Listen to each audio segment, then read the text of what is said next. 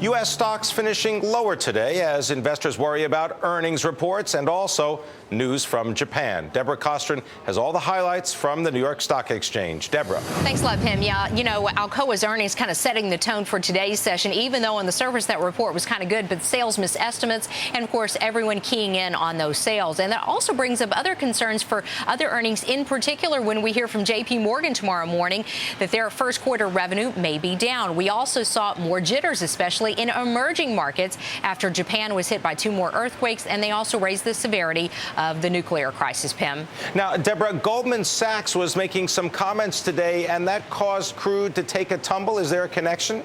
Oh, certainly. You know, crude was down 3.1%, closing out the trading session, $106.49 a barrel. And Goldman saying that oil prices really just kind of getting ahead of the fundamentals. And basically, they are pointing out what many of us already know, and that is that there is plenty of supply of oil out there.